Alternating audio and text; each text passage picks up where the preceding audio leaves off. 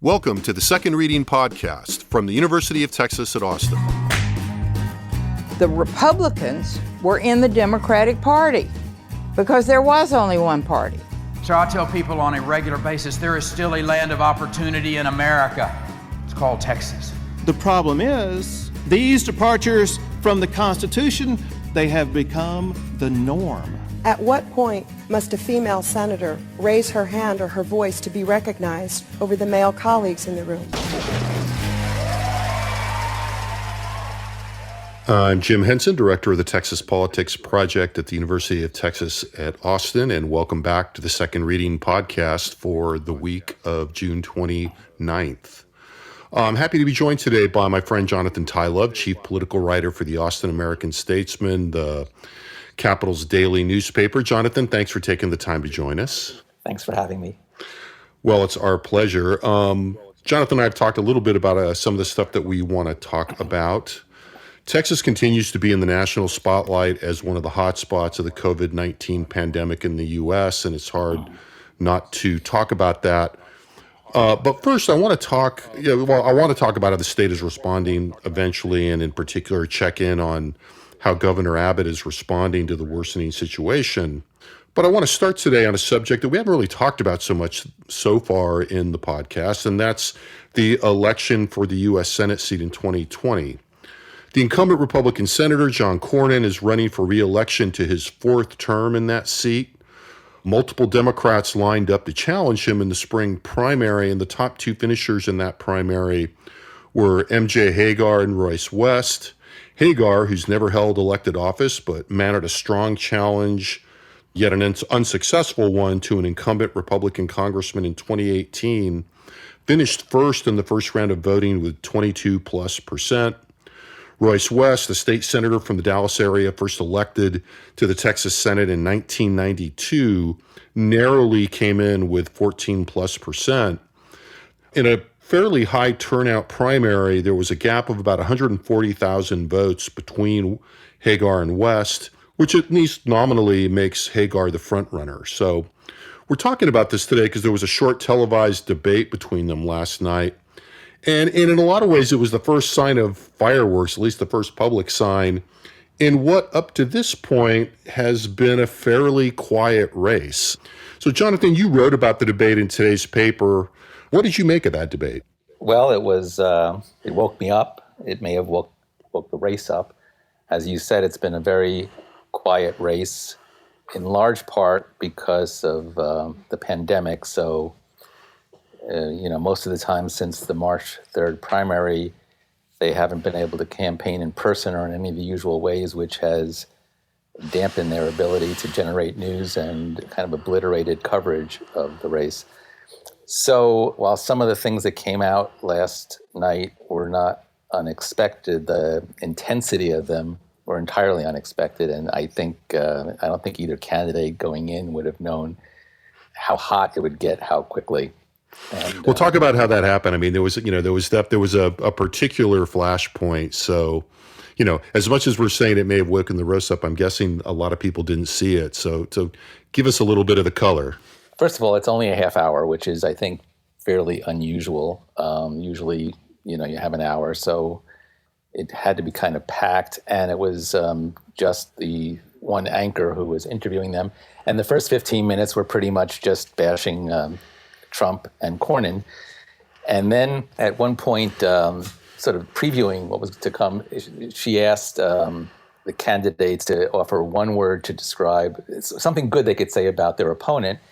And throughout the primary and now the runoff, Hagar has treated Cornyn as her opponent, looking to him and the fall, and kind of ignoring whether it was the multiple people who were running against him against her in the preliminary primary or in the runoff. And she said, "I have nothing good to say about Cornyn." And she was told, "No, we're talking about Royce West." And she said, "Commitment." And he said about her military. Anyway, it then came time for them to ask a question of each other. And Hagar, who's essentially nursing a front runnership and wants to keep things steady, asked Royce if he could talk about the things they have in common that would make them a better senator than Cornyn. And he did not return the favor. And he said, Why is it that you contributed money to Cornyn's campaign, albeit, 10 or $20? And why is it that you voted in the 2016 Republican primary for president? And I think part of the color there, if I can just cut in for a second, is that as he delivered that, you could see her, and you captured this in your story in the Statesman, her face visibly changed. Who, is trained to kill. I mean, this is, you had this look of tell people why you say that. Well, because she's got the Distinguished Flying Cross. She was a helicopter pilot, and she was wounded and, under heroic circumstances. And she talks about how, when she's talking about assault weapons, I'm trained to use weapons of war. So the point is, this is a military woman, and she looked at Royce like, you don't know what you just did, and she returned fire sort of way beyond what he had said, because she said that the reason she gave $25 to Cornyn was because that was the price of being able to get a meeting with him. That's when she realized how corrupt the system was, decided to run. And in fact, Royce, you're part of that corruption, that you've enriched yourself as a senator, practicing law while you've been serving in the legislature, legislating on your behalf, not on the people's behalf. And that's what's wrong with politics. It went downhill from there. And so, I think there's something about, a typical challenger primary here, if we step back a little bit, in that, you have somebody who's a front runner trying to keep the race quiet, maintain the advantage and not shake things up. And it's a typical situation for the person who is ostensibly coming from behind to try to shake up the race and to be more aggressive. And so in some ways there was some kind of predictable about this, given that the early voting started yesterday in Texas as we record this on Monday, and so this race is coming down to its final stages. And I wasn't surprised that Royce West tried to shake it up, but nonetheless, whether it's just because it was a point off the line or because it did get hot fast and he did, really get fairly aggressive, it was pretty notable. I want to talk to you about, then unpack that a little bit, some of the underlying currents in this race, and then maybe we can talk a little bit about look forward to the fall in this race a little bit. There's a sense in which this race, once it came down to West and MJ Hager, was kind of two different versions of what a tact a Democratic candidate might take in Texas, right? Right. How would you describe that? Basically, there's the appeal to the center, see if you can get some crossover votes, people who are just can't take Trump, but are normally Republican voters. It's some of what Beto's appeal was, sort of to suburban moms and white voters, and he did better. Beto O'Rourke, who ran for the Senate in 2018, and lost narrowly. Lost. He did on a statewide basis what MJ did in a single congressional district. So that's her appeal.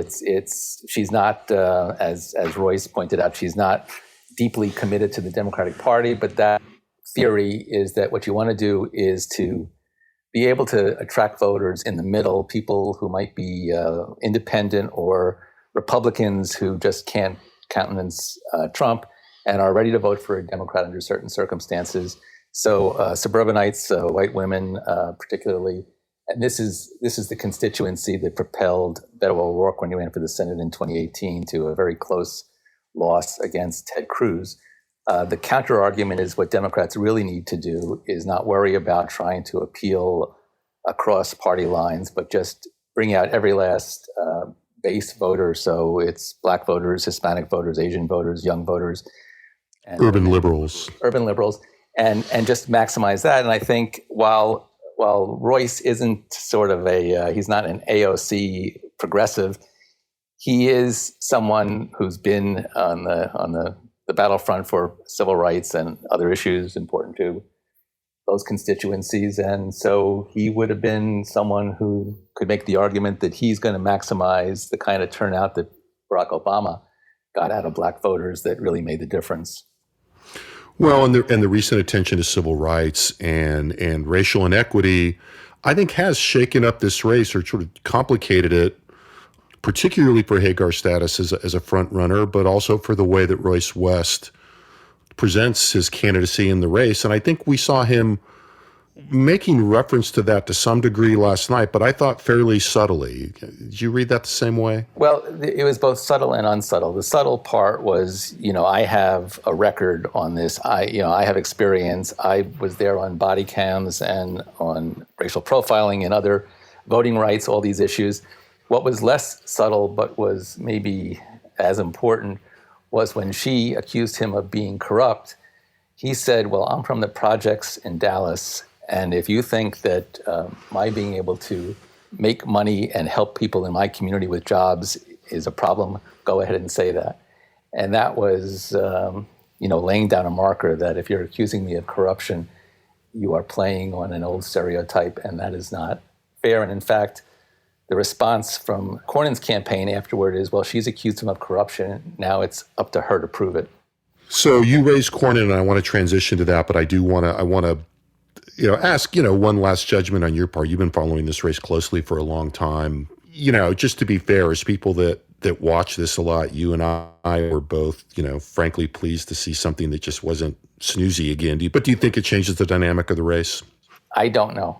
I think what it's going to depend on is Royce West, his practical ability to maybe change the outcome here in what is obviously going to be a relatively low turnout election, was to deploy all the allies he has, because he has endorsements from legislators across the state and other local officials. And, I was always, maybe that's just something they do because, it's just pro forma. If people rally to him now because they feel that she crossed a line, I think that does make a difference, because these are local officials who can turn out people, and it might make a difference. I mean, we're even waiting now for the results in Kentucky from last week, where Amy McGrath, who, like MJ Hagar, was a veteran, a pilot, seemed to be the far and away front runner, and she's now locked in an undetermined outcome. We should know today. A legislator named Booker, who is African American and really seized the moment with the protests to change that race. It's just that he's a much younger and more dynamic version of Royce West, so he may have been in better stead to try to capitalize on that. So I don't know if Royce has those kind of chops.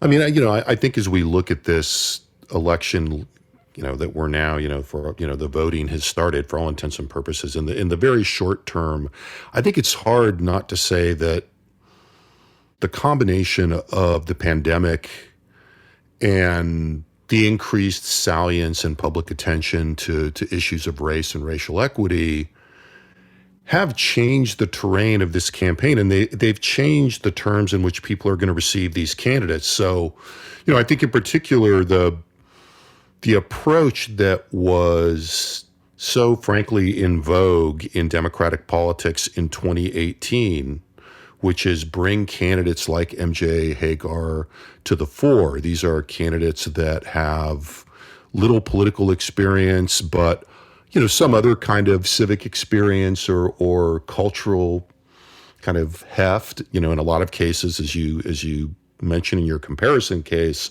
people that are veterans, and you make an implicit kind of claim that incumbents have kind of lost their mandate, whether they are, of the opposite party or inside the Democratic Party, that people need to, reset institutions. But I think that, in these races that involve, in the case of Texas, an establishment African-American candidate, but amidst a continuing perceived failure of government, but also at a time when government action is seen as central, the equation has changed a little bit. I think we just don't know how much. And so as we go into the election, it seems to me you add that unknown, that is, what is the mood of the electorate, to two other big question marks.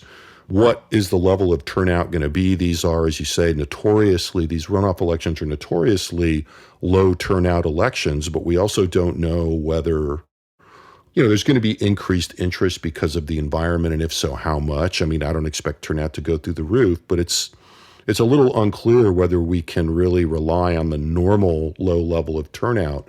So turnout is a big question mark. And then what is the composition of that electorate going to be if it does get bigger? Do we have more people voting in this Democratic runoff because the context has changed? So you have those kind of three big unknowns: mood, composition, and then level of turnout.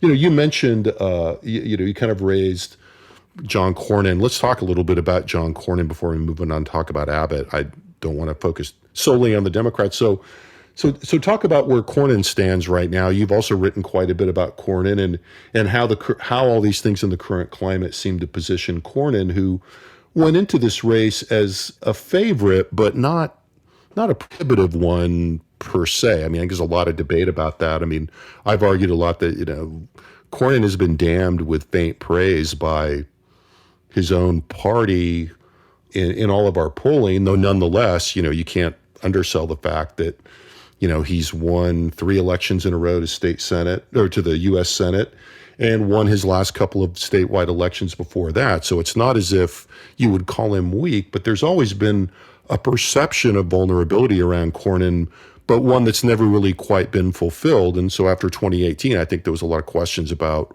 where he would stand in this election cycle. What do you think? Well, I think there was sort of after Beto O'Rourke came close with Cruz, there was sort of a sense that Cornyn would be tougher because he was a less polarizing figure. And one of the reasons that Beto O'Rourke ran so well was because people just didn't like Ted Cruz, even though his base really loves him. I think the problem for Cornyn now is that people still, after all this time, don't feel strongly about him. They don't really have a fix on him. As your polling found, I think his favorable is around 35%, his unfavorable probably about the same or a little higher. And so I just think he, at this point, is subsumed under Trump. He rises or falls based on how Trump does. And for those people who might have been predisposed to Cornyn as a less polarizing figure, things are so tense and intense around Trump that I think somebody who has played the role of a go-along defender of Trump, who remains quiet sometimes but never disturbs the universe by challenging Trump, is a problem for him, and one that makes it harder for him to look for split-ticket voters who are going to vote for, maybe Biden and Cornyn. So I think he's in a vulnerable situation which may turn out fine if things go as normal and Trump carries Texas. But I just think things are in such an odd state now that we really don't know where things are going to end up, and he's really not the master of his destiny here. I wonder if the calculation that the Cornyn campaign seemed to be making pre-pandemic, pre-George Floyd still holds, and that is, I think it was generally thought, based on the fact that they bought an attack ad on Royce West during an early Democratic presidential debate, that they preferred to run against West. Does that sound right to you? Yeah, no, I think that was clearly what that was about, and it was under the pretense of fearing West and therefore needing to go negative against him early. They were really promoting West, because why else advertise to Democrats, in order to increase the likelihood that he would be the nominee, or at the very least mix it up with Hagar enough to kind of force her to move to the left, because I think what Cornyn really didn't want was to run against a kind of middle-of-the-road candidate like Hagar. But you're right. Now maybe he doesn't want to run against a invigorated Democratic Party with Royce West as the candidate. Right. I mean, and just to, not to be overly subtle about it. I think that there was a calculation that an urban African American was a good contrast with John Cornyn in a general election, and that they would benefit from that. And that seems to, I'm not sure that's the case, or at least that the yield on that is as substantial as it would have been 6 months ago. No, I think that's exactly right. Though I would imagine that right now his sort of his campaigns being somewhat protective of Royce's reputation will give way to clips from this debate in which she's describing West as corrupt and part of the culture of corruption in the Capitol. Which is certainly the way that they wanted to run against him from the beginning, I think. And, Yes. that would be the surface message, I think, then with racial overtones. Right. So we will see how that shapes out, and we'll, of course, keep an eye on that race and return to it on the podcast.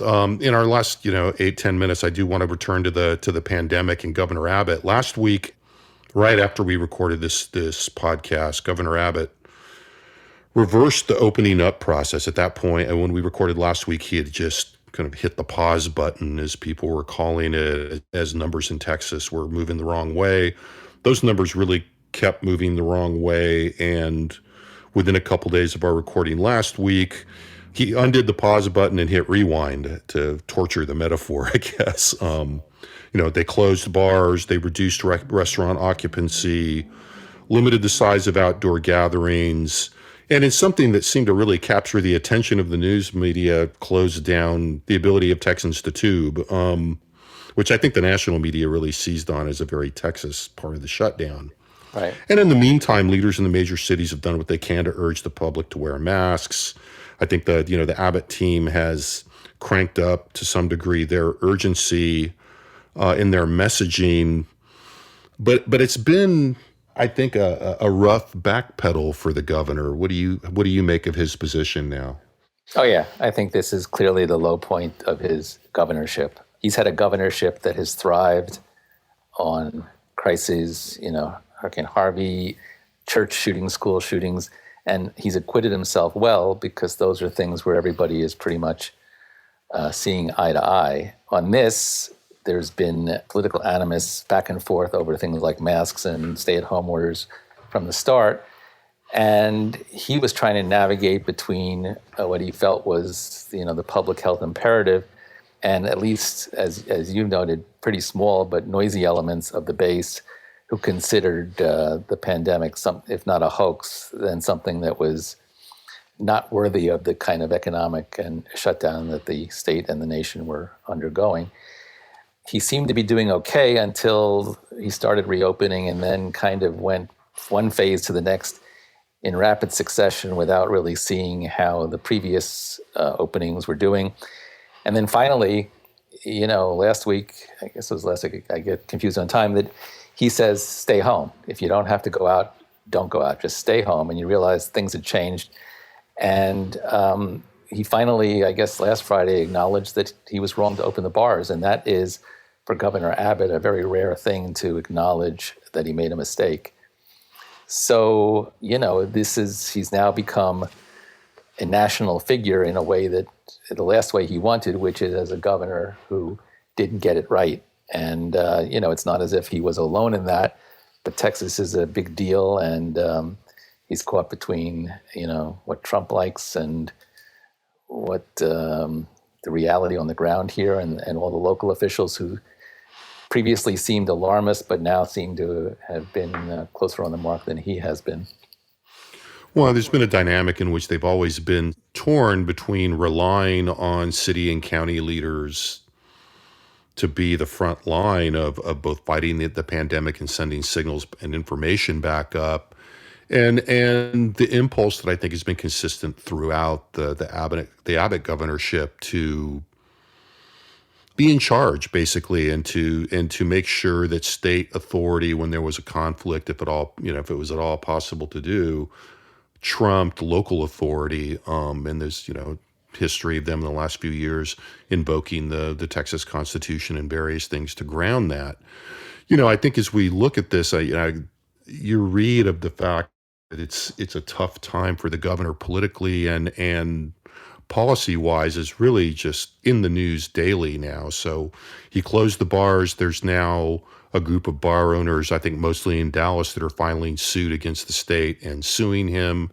And they're getting I think the lawyer in that case is the same lawyer who's connected with conservative activists who filed lawsuits against the Harris County early on in the pandemic, back, I think, in March.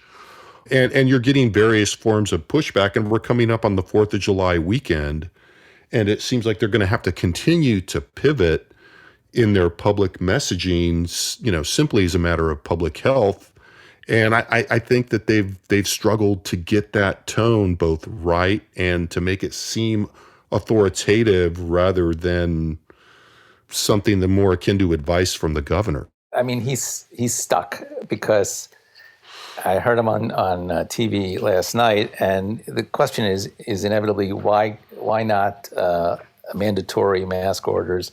And I think Round Rock was imposing fines, and he said, "Well, I guess maybe that's in violation of my order because once they jailed a woman with the salon in Dallas for opening too early." He went to extraordinary lengths to undo her sentence, and he still can't bring himself to suggest that it would ever be permissible for someone to be fined or certainly not jailed for violation of an order, and yet he wants to say, but you really should do this. And there's a difference there, at least in terms of the way it appears that Texans respond to those two different, one's a suggestion and the other is an order. And you mentioned going into this, or as part of this discussion, that in some ways the constraint looming over Abbott, at least given his political position and what we might call his political predispositions, is that the president continues to double down, in the opposite direction, and any kind of more decisive action always risks a confrontation with the president, which it seems to me, by and large, Republican elected officials are still unwilling to risk, at least as long as the president's position stays at least moderately strong. Now, his numbers are fading nationally, but I think, we'll have some polling soon to see where they are in Texas. But that equation has been a very constraining one for Governor Abbott. Yeah, completely. I mean, he got through Pence coming to Dallas last week because Pence essentially is not Trump and was perfectly happy to talk about the importance of masks in a sustained manner in a way that the president would not have been able to do without making some offhand remark that would have undermined the message. So it's a very, very delicate dance. But yeah, it's still fatal to come on the wrong side of Trump as a Republican in Texas or really anywhere. Well, I think that's a pretty good summary of that position. So, Jonathan, I'm going to thank you for being here. You're welcome back whenever we can arrange it, if you are willing to do so. Okay. Want to remind everybody, early voting has started in Texas. So if you're registered to vote, you can early vote now. Urge you to get out there and do that.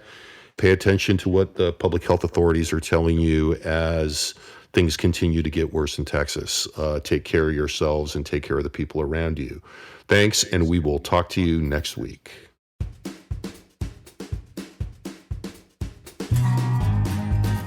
The Second Reading Podcast is a production of the Texas Politics Project at the University of Texas at Austin.